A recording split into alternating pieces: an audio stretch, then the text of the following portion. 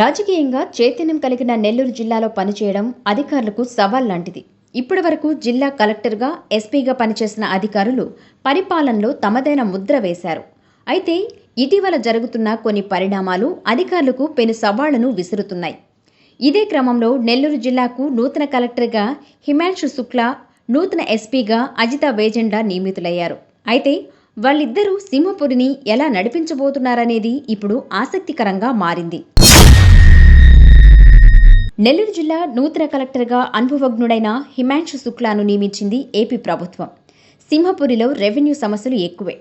వాటికి పరిష్కార మార్గం చూపడం పెద్ద సవాల్ లాంటిది. కరేడు భూసేకరణ అంశం దేశవ్యాప్తంగా సంచలనం రేపింది. భూములు ఇచ్చేదే లేదంటూ రైతులు ఆందోళనలు చేస్తున్నారు. ఇప్పుడొచ్చే కలెక్టర్ ఈ సమస్యను ఎలా డీల్ చేస్తారనేది ఆసక్తికరంగా మారింది. ఏడుగారు పండించిన రైతుల కోసం ఇంతవరకు ధాన్యం కొనుగోలు కేంద్రాలను ఏర్పాటు చేయలేదు. దీంతో డెల్టా రైతులు తీవ్రంగా నష్టపోయే ప్రమాదం ఉంది. అలాగే ప్రతి సోమవారం ప్రజలు విన్నవించే సమస్యలకు శాశ్వత పరిష్కారం దొరకడం లేదనే అసంతృప్తి ఉంది.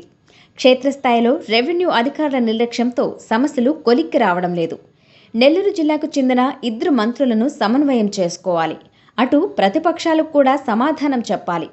మరి కొత్తగా వస్తున్న కలెక్టర్ వీటన్నిటినీ ఎలా హ్యాండిల్ చేస్తారో చూడాలి.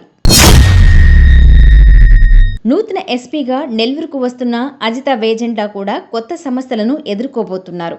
ఎప్పుడు లేని విధంగా జిల్లాలో రౌడీ షీటర్లు చెలరేగిపోతున్నారు. వరుస హత్యలు కలకలం రేపుతున్నాయి. అధికార పార్టీ నేతలే పోలీసుల వ్యవస్థపై అసంతృప్తి వెళ్లగక్కుతున్నారు. అలాగే గంజాయి అక్రమ రవాణా కూడా అడ్డుకట్ట వేయాల్సి ఉంది. వీటన్నిటినీ నూతన ఎస్పీ అజితా వేజెండా ఎంత మేరకు డీల్ చేస్తారో చూడాలి.